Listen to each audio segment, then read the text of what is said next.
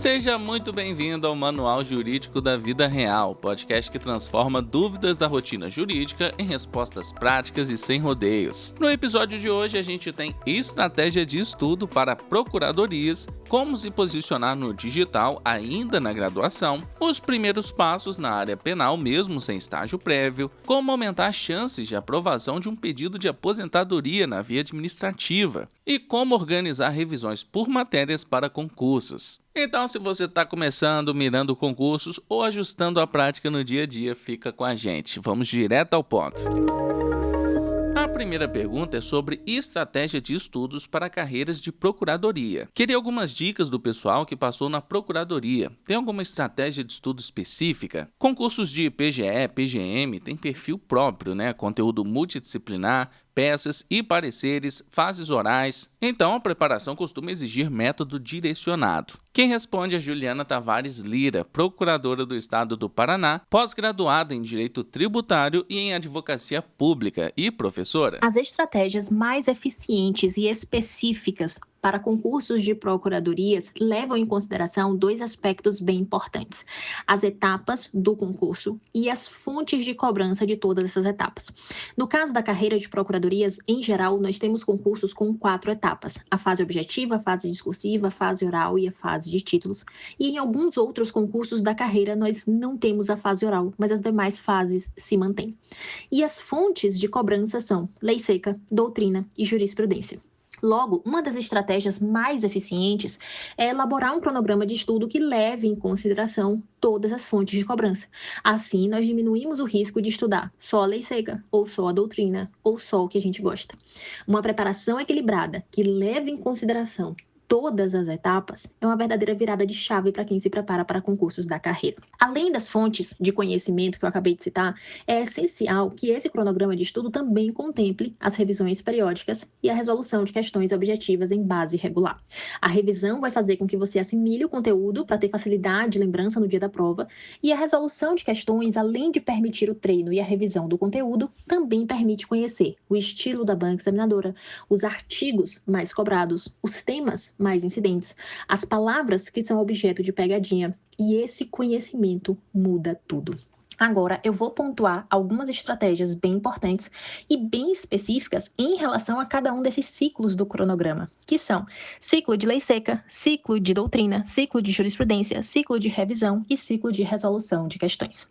Bom, em relação ao ciclo de lei seca, é importante adicionar um tempo específico nesse cronograma para o estudo da legislação. O estudo da legislação é uma prioridade para quem se prepara para provas de procuradorias.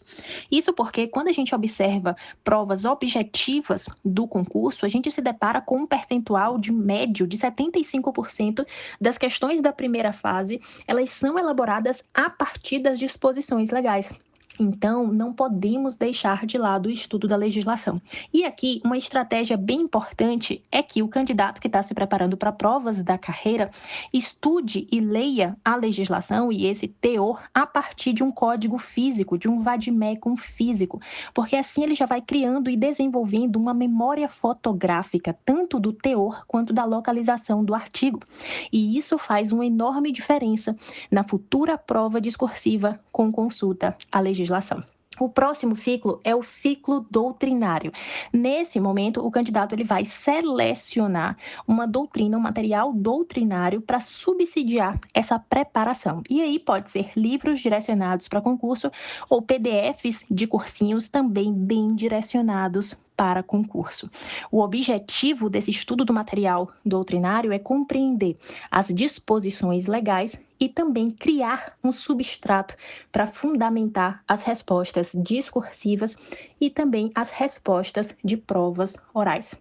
Quando você estiver estudando o material doutrinário, é importante também pensar na elaboração de um material de revisão. E essa elaboração desse material pode ser através de um caderno de estudo ou então através dos grifos que você vai fazer no seu material doutrinário. O próximo ciclo é o ciclo jurisprudencial. E aqui é muito importante estudar os informativos do STF, os informativos do STJ e também e principalmente as teses fixadas em recurso repetitivo, repercussão geral e súmulas, porque aquele entendimento que já está mais sedimentado nas cortes superiores tendem a ser mais cobrados em provas de concurso. O próximo ciclo é o ciclo de resolução de questões. Aqui é muito importante resolver questões de provas anteriores da carreira, mas não somente da carreira. O candidato ele pode ampliar também a resolução de questões objetivas para outras carreiras jurídicas também e para diversas bancas, a fim de que ele tenha uma amostragem muito maior para resolver questões sobre o conteúdo que ele está estudando. Afinal, essas questões elas vão servir para fixar o conteúdo e também para revisar esse conteúdo. E, por fim, nós temos o ciclo de revisões. É importantíssimo para quem se prepara para concursos de procuradorias incluir revisões periódicas no cronograma. São essas revisões que serão responsáveis pelo seu excelente desempenho na prova. Não adianta apenas adquirir o conteúdo, é preciso lembrar desse conteúdo na hora da prova. Então, o que você pode fazer para organizar as suas revisões é o seguinte: assim que você finalizar o estudo de um determinado tema, na próxima vez que aquela matéria daquele tema estudado aparecer no cronograma, você vai inserir um ciclo de revisão do tema que você acabou de estudar. Depois dessa revisão é que você adiciona um novo tema no horário ali daquela matéria. Além disso, você pode também estar sempre resolvendo questões objetivas dos assuntos que você já estudou. Isso vai fazer com que você encontre ainda os seus pontos de dificuldade naquela resolução de questões sobre assuntos específicos e tenha a oportunidade de revisar com mais detalhes aqueles temas. Dessa forma, você vai preenchendo eventuais lacunas e aumentando muito ao longo do tempo o seu percentual de acertos.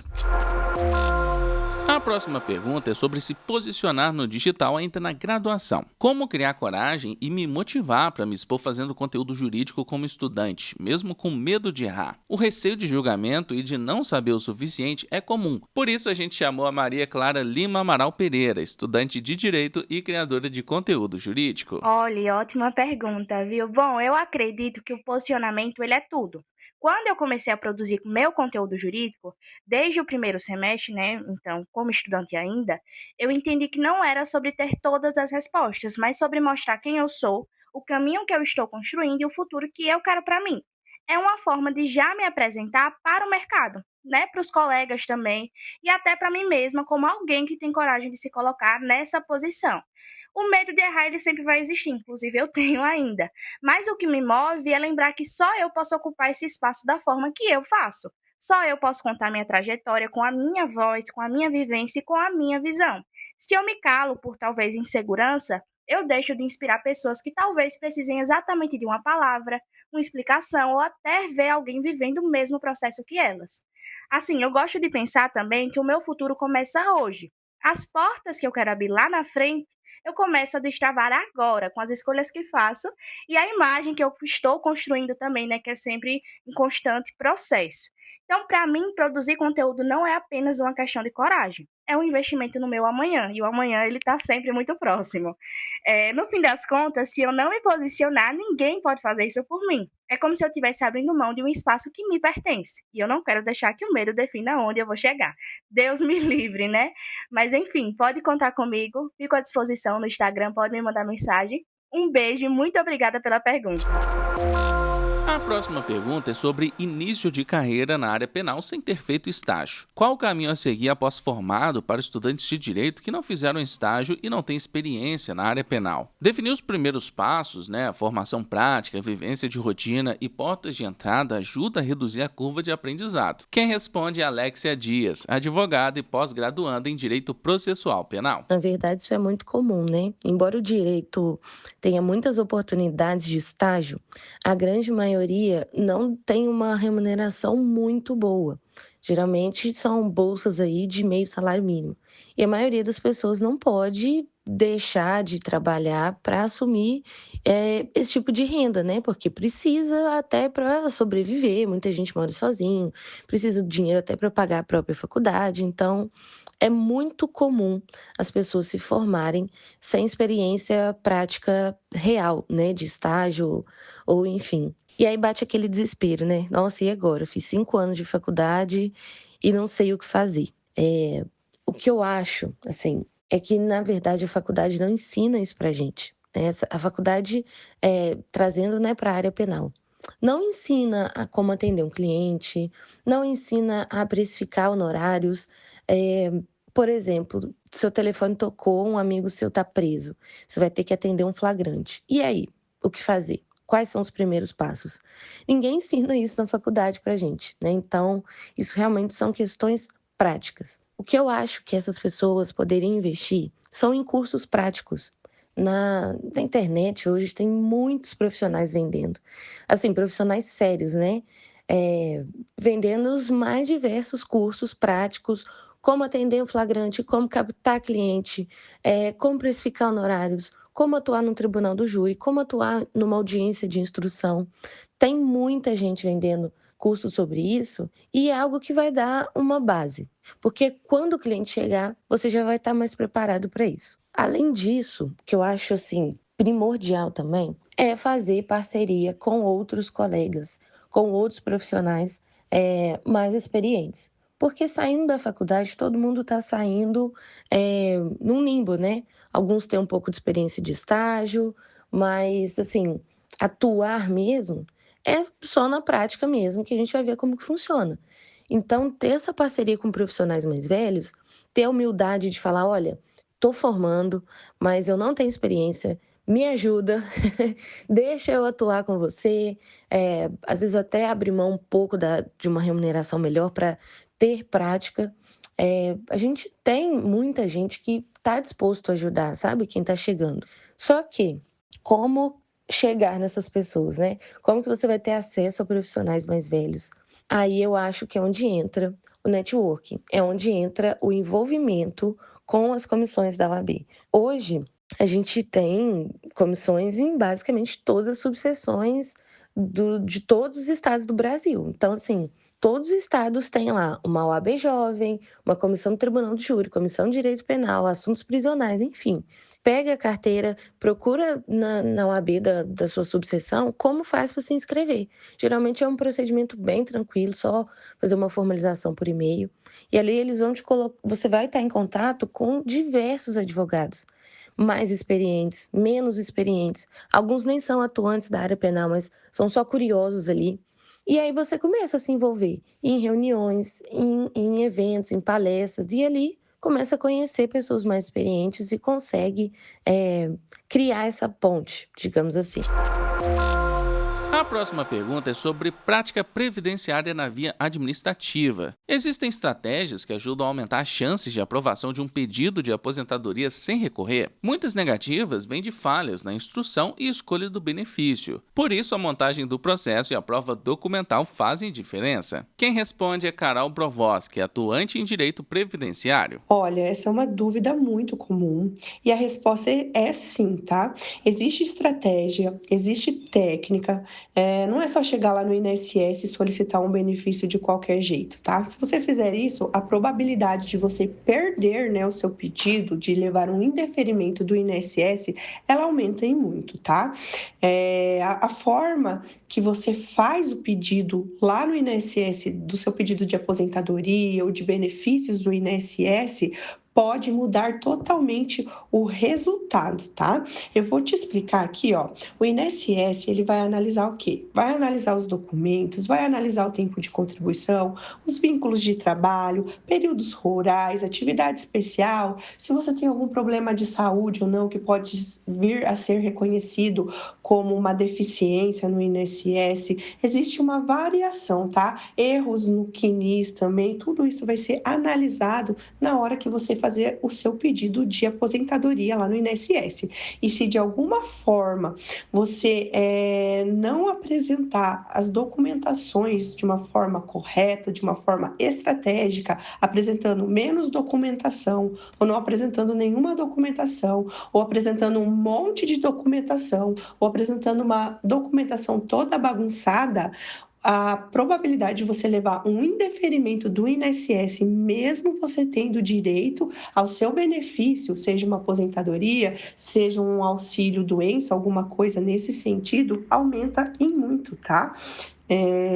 Por isso que quando a gente faz um pedido, esse pedido tem que ser feito de uma forma estratégica para a gente aumentar, tá?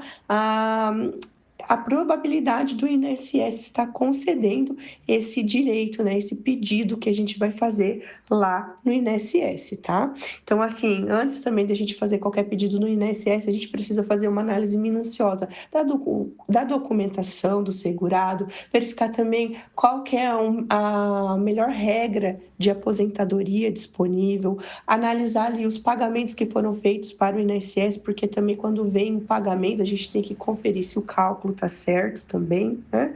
Então, assim, respondendo de uma forma objetiva essa pergunta, sim, com planejamento e estratégia é totalmente possível aumentar as chances de você ter uma aposentadoria ou um pedido de algum outro benefício lá no INSS aprovado de primeira vez, sem você precisar recorrer, sem você precisar do judiciário, tá?